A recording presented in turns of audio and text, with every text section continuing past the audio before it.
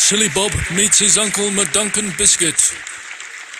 Far away on the dark side of the moon, about 200 miles to be precise, near the McGinger Biscuit Mountains, lives an old family friend of Silly Bob, Uncle McDuncan Biscuit.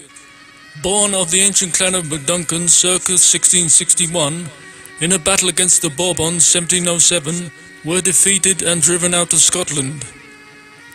Absconding to the moon in July 1769, the McDuncan family, in a 400-gallon whiskey-fueled rocket, landed and settled the McGinger Biscuit Mountains in the same month, where Uncle McDuncan Biscuit is the last and only remaining McDuncan family member, and runs a successful biscuit factory, with the products being made from ginger extracted from the craters beside the McGinger Biscuit Mountains on the moon. Currently, there is a milk shortage, and Uncle McDuncan is visiting the home of Silly Bob looking for whiskey and milk, two of the secret ingredients of the McGinger Biscuit. Hello? Oh, hello, Silly Bob. It's your far Uncle McDuncan Biscuit here, Rock.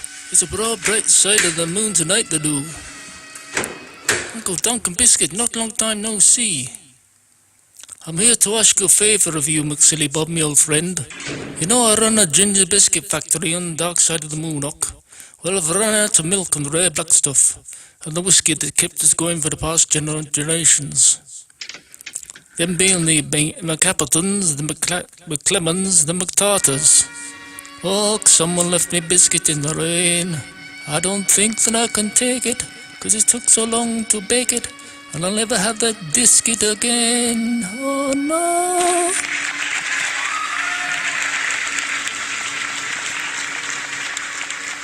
The McCreams, the McCapiton clan, the McLemmons, the McTartars, led by General McCuster Cream, the McNulty clan, who were first biscuit factory on the moon in 1869, and that's one crumb for man, one giant crumb for mankind, through to the sixth generation McStinkerton's biscuits, the McFlys, who became the McFloyds from the marriage to McDigestives, relative to the McCreosote clan, who were not forgetting the McSquirrels, who used to manufacture spurrons for the last clan of McDuncans, who were related to you, Silly Bob, by your brother, Cupid Stunt's wife, Phyllis McDuncan, sadly deceased.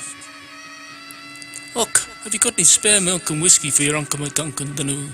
I'll give you a sporran full of dosh for it. Sure, that's one weird family tree.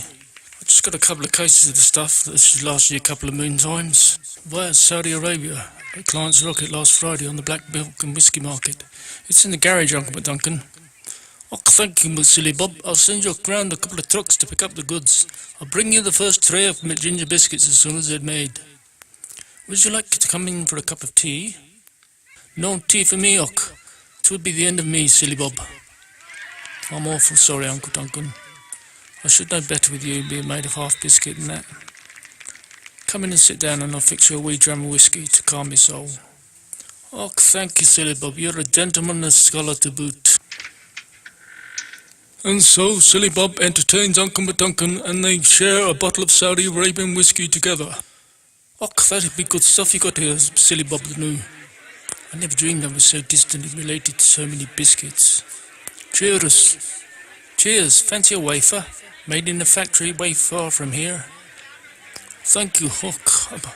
I'm a Dundee for the night talk. The crummy body's melting. Floyd. You silly Bob. You silly Bob. You silly Bob. You silly. Don't you know he's allergic to eating biscuits of any kind? You silly silly Bob.